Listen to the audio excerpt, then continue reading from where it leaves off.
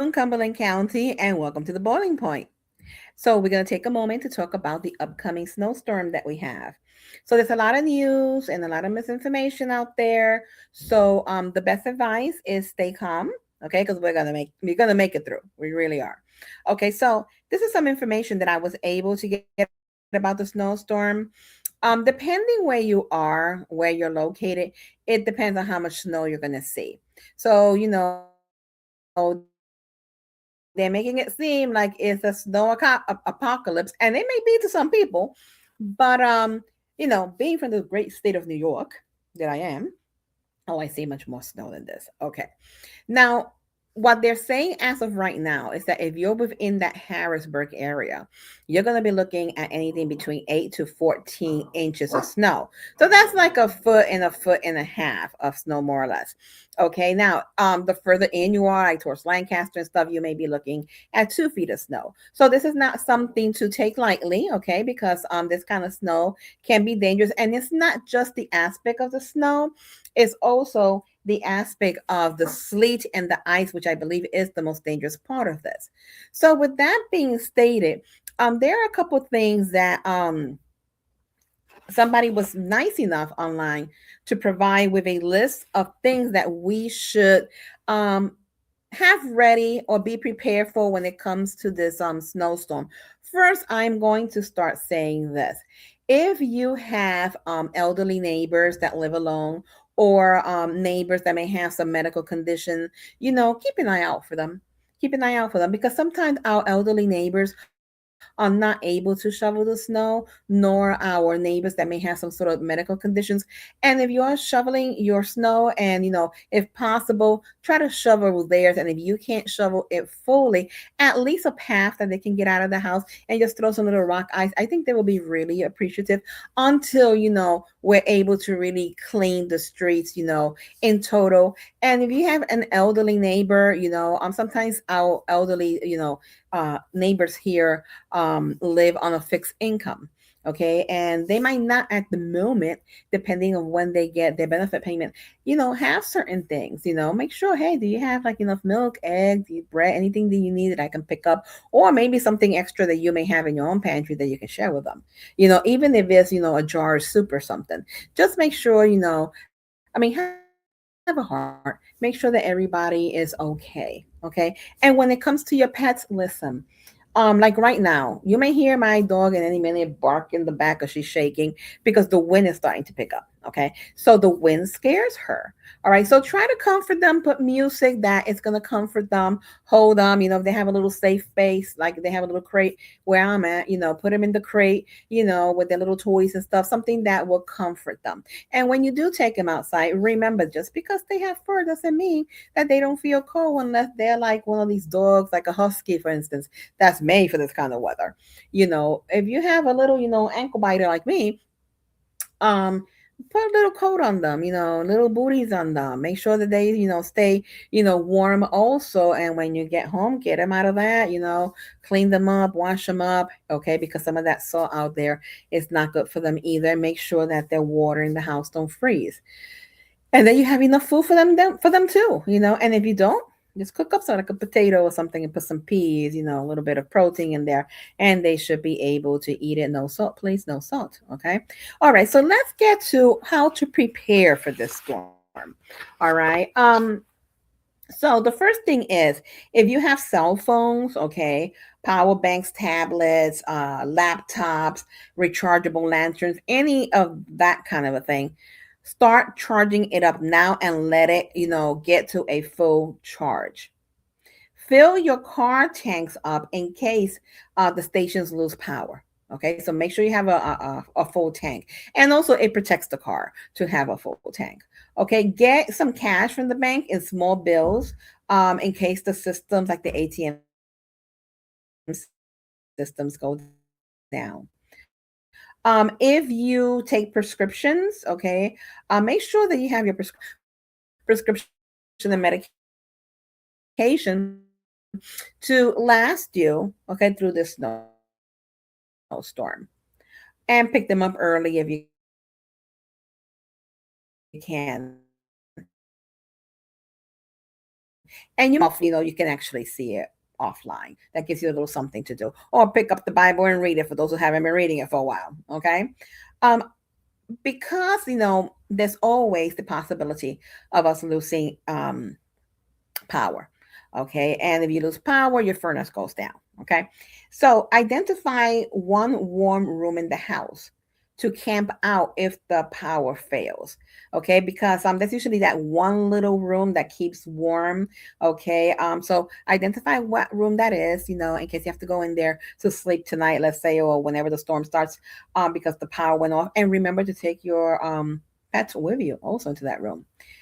Now, very important, locate your water shut-off valve and the breaker box now, not later, because you don't know, God forbid, a pipe burst or something that you need to, shut off that water.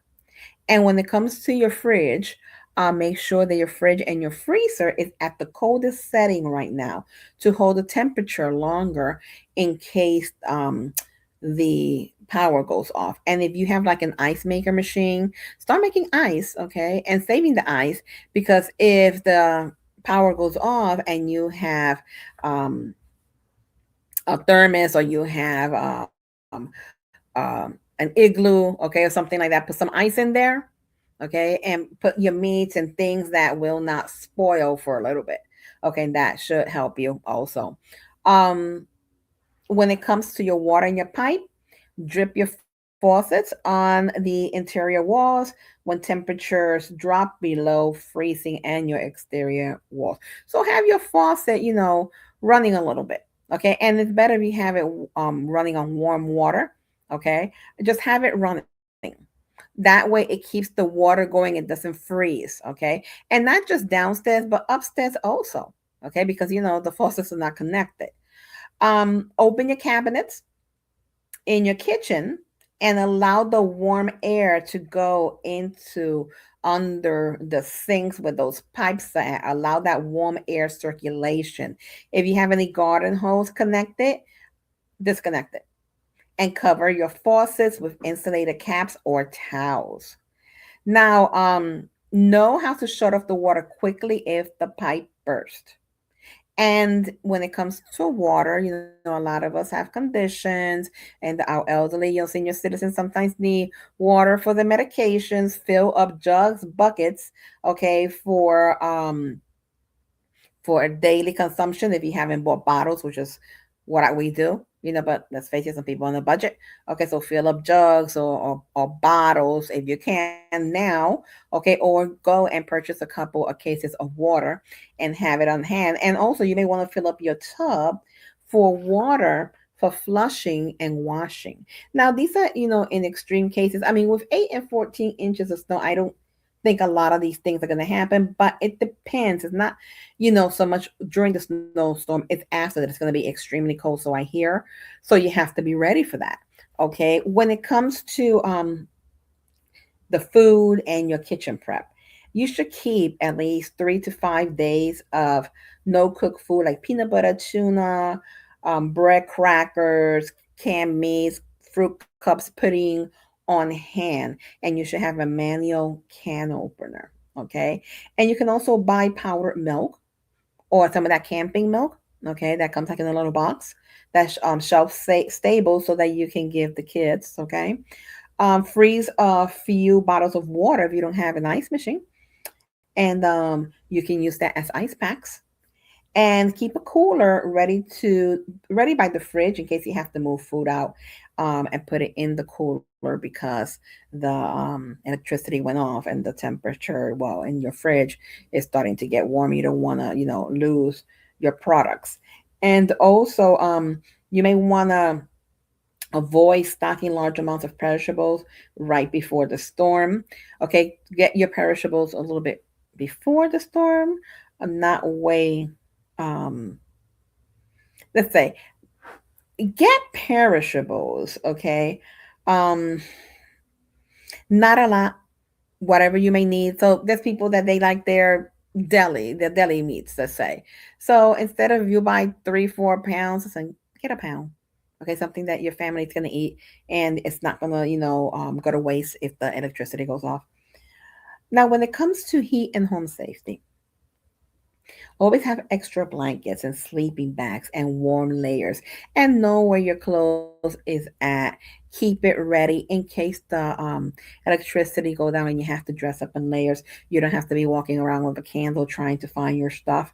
And if you're using a fireplace, confirm that your chimney is clear and you have dry wood. Never run generators or grills inside garages or home. It may be tempting. Don't do it because of the carbon dioxide. And test your smoke and carbon monoxide detectors. And every person in your home should have a flashlight plus spare batteries.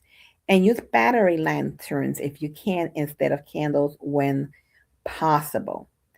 If you're planning to drive, avoid driving once the freezing rain begins. It becomes like really, really dangerous.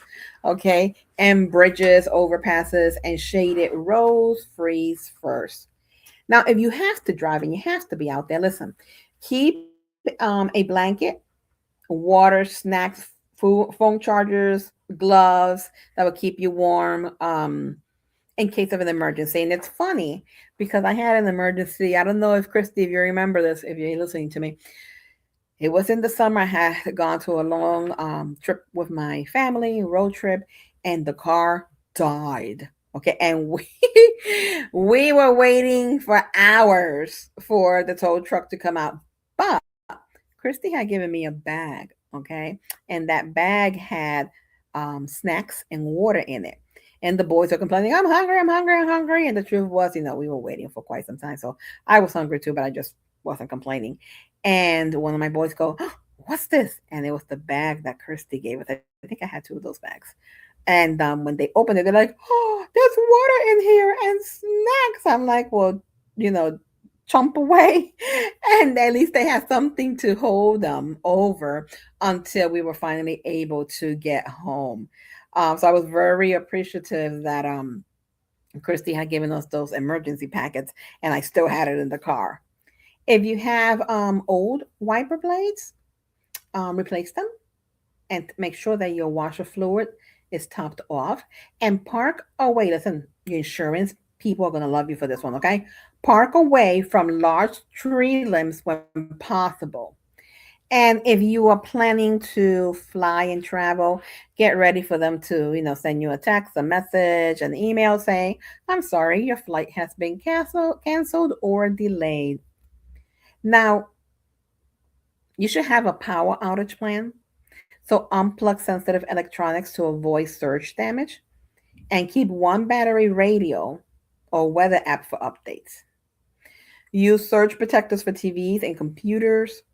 Know where warming sensors in your area may be. Have extension cords ready if you're using a generator outside. And keep your fridge closed to preserve the cold air. So tell the kids, stay out of the fridge. You need something from the fridge, like I do. You need something from the fridge, let me know. I'll go get it for you. Stay out of the fridge, especially in moments like that. Okay, because they will stand there looking for the penguins in the fridge, and before you know it, everything is melted, everything is warm, and you have to be tossing things. Again, when it comes to your pets, bring your pets indoor and have extra food and water for them. And provide, if you live in an area that's that kind of country and you see outdoor animals, provide them, or you have outdoor animals like horses and stuff, provide them with unfrozen water sources. Okay. Add straw or blankets to any outdoor shelter that you may have. And you keep your leashes and your carriers accessible in the place that you know where you put it in case of an emergency and you need to evacuate. Okay, so have their coats, have their leashes in a particular place that you know where it's at, that in an emergency you can just wrap them up and go. Now, if you have sick people in the home, keep a written list of their medication and dosages, and that is always a good thing to do, whether there's an emergency or not. Okay, you should always have a list of the medication that they take and what dosage. And store a small first aid kit with a thermometer and basic medication like aspirin, Advils, cough drops, cough syrup, band aids, okay, things of that nature. Have backup batteries for medical devices. So if anybody uses a medical device in the house, have a backup battery. And if somebody uses a CPAP per se in your home, um, make sure that you have a way of them being able to access it. Get one of those, if you don't have it already, one of those rechargeable battery packs that comes with the prongs and everything that can last like 8 hours. And if it's solar charged, even better, because you can always put it out in the sun, okay, for it to get recharged, and they have something to use and be safe while they try to sleep at night.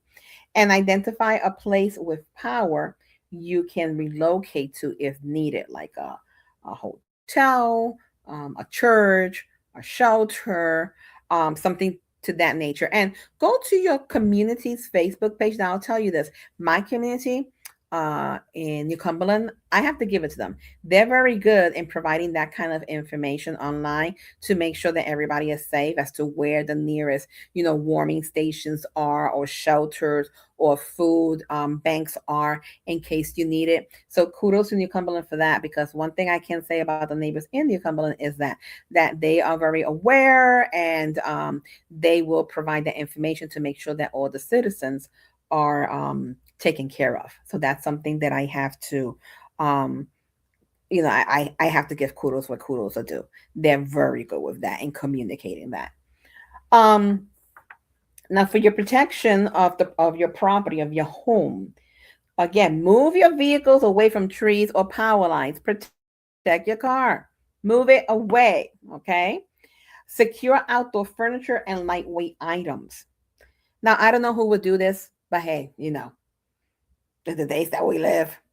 Avoid trimming trees during the storm. Do it beforehand. So if you have a problem with a branch and you know that it's a problem with a branch, I mean, chop it up, trim it up now before the storm starts. And take a photograph of your property for insurance purposes of what the before conditions were if something should occur.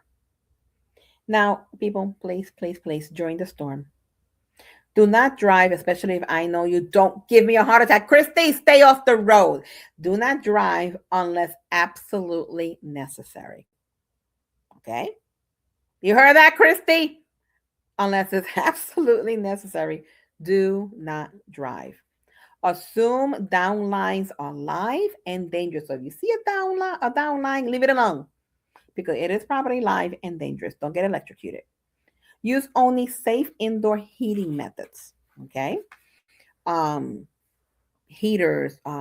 There are, it's hard to find, but there are heaters that run on batteries.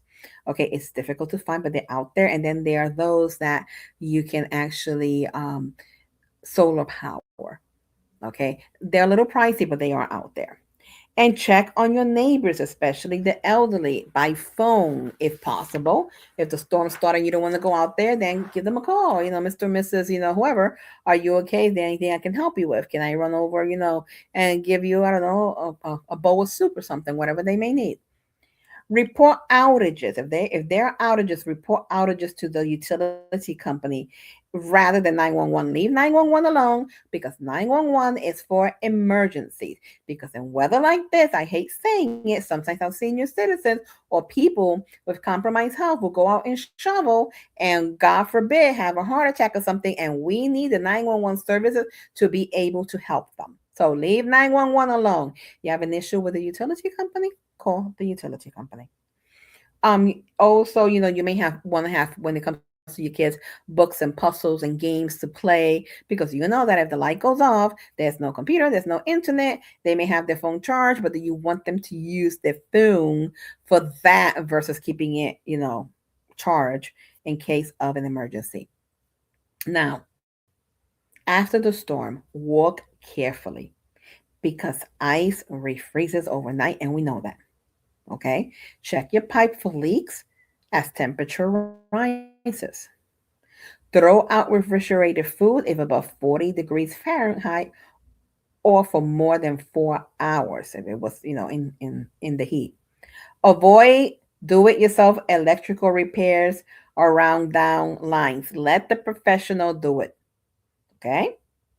Don't become, inspect the gadget and get all your gadgets out and try to, do it yourself and get yourself hurt. Let the professional handle it. Now be patient. Restoring power after an ice storm can take several days. Be patient. And the reality is, a quarter of an inch of ice can bring scatter outages. Half an inch can cripple travel and power for days. Ice is more dangerous than snow. So please keep that in mind. For the person who provided me this list, thank you. Now, ladies, a lot of ladies say, well, I have to cook my kids' formula, and in the storm and there's no electricity. What am I gonna do? There's no electricity. It's not like I can, use a electrical, warmer. What do I do? Well, here's a little tip that I've used at times. Okay. And that is, if you have tea light candles and you have a muffin pan, put the little tea light candles in those muffin pans. Okay. So how is that gonna help me, Mariana? Well, I'll show you. Over that muffin pan with the tea light candles, you're going to take the rack out of your oven, or if you have a rack for, a roaster, a smaller one, and you're going to put it over the muffin pan tin. Or if you have cinder blocks like here, like in this image, okay, you can put it over the cinder blocks and you see the candles right underneath. Now, granted, it's not going to make, Thanksgiving dinner, but you can heat up the water, and you can heat up the formula for your baby. You can heat up water for tea. You can make, a couple of jars of soup and then heat it up for your family. Okay. You can make hot chocolate. You can make a quick stew. So you need a small to a medium pan. Okay, you can boil eggs. You can scramble some eggs. You can boil spaghetti. You have some sauce. Throw the sauce in there. Okay, so there's something that you can do. Okay, to be able to feed your family. And it's a good tip to give to your mom. They're up there in age and they'll panic. What am I going to do? Give them this tip. They can either use the muffin tin and just put the either the oven rack, if you don't have one of those from a roaster. Okay, just put it over, and you can put your small pans there and make sure that it's on a solid,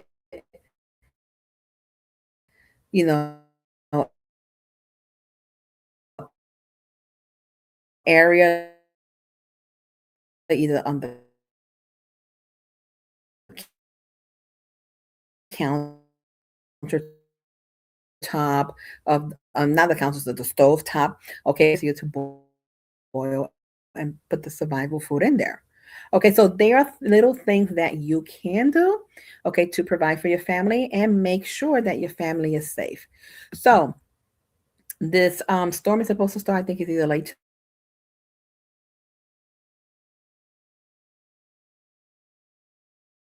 tonight or tomorrow.